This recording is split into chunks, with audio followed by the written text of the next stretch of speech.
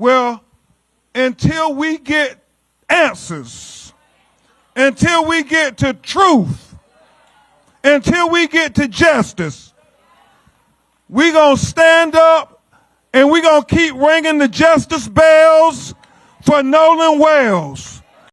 On the day Nolan Wells disappeared, no one said his life mattered. Those words were only spoken much later, after he had finally been laid to rest. But even as the funeral flowers began to fade, one question refused to stay buried. A question that still haunts the shores of Horn Island. What really happened out there in the sand? The 4th of July. For thousands, Horn Island was the perfect place to celebrate. Boats lined the shoreline, music drifted across the water, families gathered on the beach, friends laughed, swam, and enjoyed the holiday on one of Mississippi's most remote barrier islands. Among them was 18-year-old Nolan Wells. Just a few hours later, one boat headed back to the mainland. Nolan wasn't on it. His phone was. No one reported hearing a scream. No one reported seeing a struggle. With hundreds of people scattered across the island that afternoon, you'd expect someone to know exactly what happened. Instead, the closer you get to Nolan's final known movements, the harder the story becomes to follow. A few days later, his body was found. That discovery answered one question. It left many others behind. As the story unfolds, 3 pieces refuse to fit neatly together. The events of July 4, what happened to Nolan's phone after he disappeared, and the medical evidence that still can't answer every question. On their own, each tells part of the story. Together, they reveal something much larger. So before we look at everything that happened after Nolan disappeared, let's go back to the decisions that led to that moment.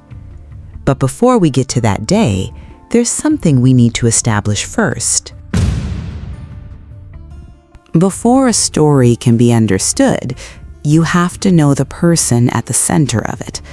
So, who was Nolan Wells? Nolan was 18 years old. He had recently graduated from Ocean Springs High School in Ocean Springs, Mississippi, a coastal city right on the Gulf. The next chapter of his life was just beginning. Family and friends remember a young man who loved football, who stayed close to his circle, and who had every reason to look forward to the future. On the field, Nolan stood 6'2" and weighed 200 pounds. He played wide receiver. It's a position that demands speed, quick decisions, balance, and endurance. You don't compete at that level without discipline, and you don't earn the trust of your teammates without showing up day after day. Away from the game, Nolan wasn't defined by stats. He was a son, a brother, a teammate, a friend. Those who knew him described someone driven, well-liked, and excited about what came next. These details aren't meant to explain what happened on Horn Island. They do something just as important. They give us a starting point. They show us the life Nolan was living before everything changed. When you know what was ordinary, it's easier to recognize the moment life takes an unexpected turn. For Nolan, that moment didn't begin in the water. It began earlier that day, long before anyone realized he was missing. Nothing about Nolan's life points to what happens next. The island is a different story. Some places are famous for their beauty. Others are remembered for what happened there. Horn Island is one of Mississippi's barrier islands, a long, narrow stretch of land 10 miles off the coast south of Ocean Springs. It's part of the Gulf Islands National Seashore. You can't drive there, you have to arrive by boat. Most of the year it's quiet. Miles of untouched shoreline, dense patches of brush, wide, shallow water. No neighborhoods, no stores, no permanent residents, no roads, and no emergency services waiting around the corner. On paper, it feels peaceful. But that setting changes every 4th of July. Hundreds of boats line the shore. Families host cookouts. Music drifts across the water. Friends move from boat to boat, celebrating the year's busiest day. At first glance, it looks like the last place someone could simply disappear. People are everywhere. Boats in every direction. Laughter, conversations, constant activity. It feels impossible for anything to happen without being noticed. Yet, crowded places don't always produce clear answers. Sometimes they do the opposite. When everyone assumes someone else is watching, small moments slip by.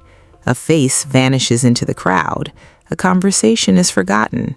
A detail that seemed trivial then becomes the one thing everyone wishes they remembered. Horn Island presents another challenge. Once a boat leaves the shore, the distance grows fast. Within minutes, voices are swallowed by the wind and the gulf. Someone surrounded by friends can become isolated faster than most realize. That doesn't tell us what happened to Nolan Wells. It does explain why this story is so difficult to piece together. The island shows how someone could become isolated. What it still doesn't explain is why Nolan was. Every story has a moment when an ordinary day quietly becomes anything but ordinary. For Nolan Wells, that day was Saturday, July 4th. The morning began like countless Independence Day celebrations across the Gulf Coast. Nolan traveled by private boat with friends to Horn Island, 10 miles south of Ocean Springs. For most, it was just another holiday on the water. Nothing unusual, nothing that hinted at what the day would become. By the afternoon, Horn Island was alive. Boats filled the shore. Music carried across the water. People drifted between groups. Nolan spent the day with his friends, enjoying the holiday like everyone else. Photos and videos captured smiles, conversations, and moments that seemed completely normal. Looking back, those images would be the last glimpses of Nolan before the story shifts. As the afternoon moved on, the picture becomes less clear. Groups split up. People walked the beach or visited nearby boats. Like most gatherings, people came and went without much thought. Later, family and investigators would try to piece together those hours. Some details align. Others, from individual memories, do not. Memory rarely unfolds like a recording. It returns in fragments. Then came the moment that shaped everything. 4:31 p.m. Members of Nolan's group later said they decided to leave Horn Island after their boat developed a bilge pump issue. On the surface, a routine mechanical problem. But the decision that followed would become the most examined part of this story. The boat left Horn Island. Nolan Wells did not. From that moment on, the holiday ended, and the mystery began. Everything changes at 4:31 p.m. Sometimes, an entire story turns on a single decision. For Nolan Wells, this was that moment. Late that afternoon, the boat Nolan arrived on prepared to leave Horn Island. Nolan wasn't on it. The group later said they left after their boat developed a problem with its bilge pump. It's a safety system that removes water from inside a vessel. If it isn't working, it's a serious concern. That explanation has been part of this story from the start. Not the malfunction itself, but what happened next. The boat left. Nolan Wells did not. Most people don't travel to a remote island with friends, expecting to return without one of them. Yet that's where this story takes an unexpected turn. Whether those on the boat believed Nolan intended to stay, believed he had another ride, or understood the situation differently, has been debated in public accounts since Nolan's body was discovered. One thing, however, remains fixed. The boat pulled away. Nolan stayed behind. From that moment on, everything was different. The boat that brought him there was gone. Horn Island has no roads, no residents. Cell service is unreliable. As the distance between the boat and the shore grew, so did the gap between Nolan and those he arrived with. This isn't about assigning blame. It's about recognizing when the story changed. A mechanical problem may explain why the boat left. it doesn't explain why Nolan wasn't on it. Those are two very different questions. One is about a boat, the other is about a person. The answers don't always lead to the same place.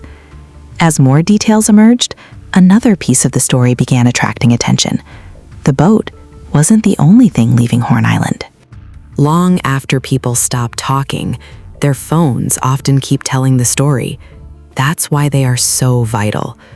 A cell phone reveals where someone traveled, who they spoke with, when they were last active, and sometimes the final moments before everything changed. In Nolan Wells' case, one detail stood out almost immediately. While Nolan was reportedly still on Horn Island, his phone wasn't. Nolan's family later shared they used a tracking feature, hoping it would lead to him. Instead, the phone was moving away from Horn Island, toward the mainland. His keys were reportedly gone too. On their own, those details don't explain what happened. Together, they are difficult to ignore. If Nolan planned to leave on that boat, it makes sense for his phone and keys to leave with him. If he planned to stay, you'd expect those items to stay too. Instead, the phone and keys reportedly left the island, while Nolan did not. That discrepancy remains one of the most discussed parts of this story. Then, another concern surfaced. After the phone was recovered, Nolan's family said recent Snapchat activity and text messages they expected to find were missing. Exactly how that happened hasn't been publicly established. Digital data can vanish for many reasons: deletion, app glitches, device synchronization. Without a public forensic report, there's no way to know for sure. Even so, the missing messages remain a major concern for his family. A phone rarely tells the whole story. It simply points us toward the next question. The phone left without Nolan.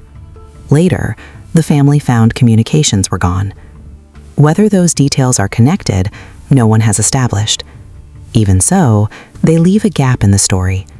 And when the data doesn't fully explain what happened, the people who were there become even more important.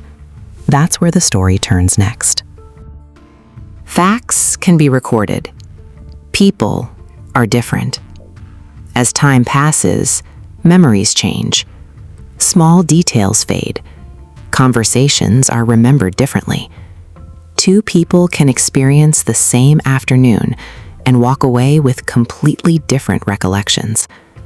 That's where this story begins to shift. Up to this point, we followed photos, videos, and events that can be independently verified. From here, much of what happened depends on what people later said they remembered. One explanation that emerged was that Nolan had allegedly decided to stay on the island after meeting a woman reportedly seen with him. If that's what happened, it could explain why his friends eventually pulled away and left him behind. But statements from those closest to Nolan tell a very different story. They describe a young man who had every intention of heading home that day, someone who wouldn't have chosen to isolate himself on a remote island as night approached. Placed side by side, those accounts point in different directions. One suggests Nolan planned to stay. The other suggests he expected to go home. Both can't describe the same moment the same way. That doesn't automatically mean anyone was intentionally dishonest. It simply means the story becomes harder to piece together. Then, there's another detail.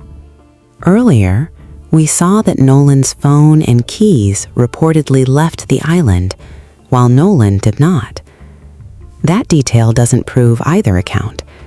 It simply has to fit whichever explanation is ultimately correct. At the Unclosed, we're not here to decide who to believe. We're here to ask, which account fits the available evidence most closely? The boat leaving, the phone's movement, the conversations Nolan had before he vanished. Each piece either supports an explanation or leaves a gap. And when memories no longer line up, physical evidence becomes even more important. In this case, the last piece of physical evidence was Nolan himself. The body became the final witness. But as the investigators were about to find out, the final witness had one last story to tell. A story written in the silence of the autopsy report that would challenge everything the witnesses claimed to remember. There comes a point when memories can only take you so far. After that, the focus shifts to medical evidence. People may remember the same day differently. The body doesn't remember. It preserves what happened to it. After Nolan Wells was recovered, the initial finding was drowning. For many, that was the end. For Nolan's family, represented by attorney Ben Crump, it was only the beginning. They requested an independent review by Dr. Roger Mitchell, a veteran forensic pathologist. But Dr. Mitchell's conclusion wasn't another definitive cause of death. Instead, he classified both the cause and manner of death as undetermined. And that distinction matters. The second examination revealed several limitations that made a definitive answer difficult. The condition of Nolan's body made some injuries harder to evaluate, and some of the structures that could have helped assess possible neck trauma were no longer available for examination. That didn't prove strangulation. It didn't prove foul play, but it meant an important question couldn't be fully answered. Then, Dr. Mitchell documented something unusual. During his examination, he found a large area of red discoloration in the deeper tissue near the back of Nolan's head, but there was no definitive explanation for what caused it. No associated skull fracture, no clear external injury. The finding was significant, but inconclusive. And that's what makes the medical evidence so difficult. The second autopsy didn't reveal a hidden answer. It revealed another unanswered question. The medical mystery doesn't stop there. There was another finding in the report, one that raised questions about what could and couldn't be determined from the available evidence. And then there's the matter of the missing window. If Nolan drowned shortly after his friends left, what can the available evidence actually tell us about the time that followed? That question becomes even harder to answer when the second examination could not independently evaluate every aspect of the original findings. Medical evidence can tell us what was found, and sometimes what may have happened. But in Nolan's case, it could not establish exactly how he died. The initial autopsy reached a finding of drowning. The independent review left the cause and manner of death undetermined. And that distinction matters. It means the second examination didn't prove a different cause of death. It also didn't prove foul play. What it did was leave important questions unanswered. Was there simply not enough evidence left to reach a definitive conclusion? Or were there details that could have changed the picture but could no longer be examined? We've seen the boat, the phone, the conflicting accounts, and now the medical uncertainty.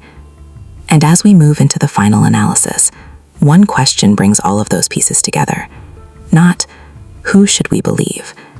But, what explanation accounts for the evidence we do have, without ignoring the gaps we don't? We've seen the conflicting accounts, and now the medical gaps. But as we move into our final analysis, one haunting question remains untouched. A question that exists in the silence between the official reports and the stories told by those who were there that night. That question is simple, yet it changes everything. If the events of that night happened exactly as reported, why does the evidence tell a different story? At the start of this journey, I made one promise, not to solve the disappearance of Nolan Wells, but to follow the pieces that still don't fit. Now we've reached the end, and one thing is certain, while some questions found answers, the most important ones did not. It all began on July 4th, a holiday trip to the island. Friends arrived together, but when the boat returned to the mainland, Nolan Wells was no longer on board. Think back to the phone.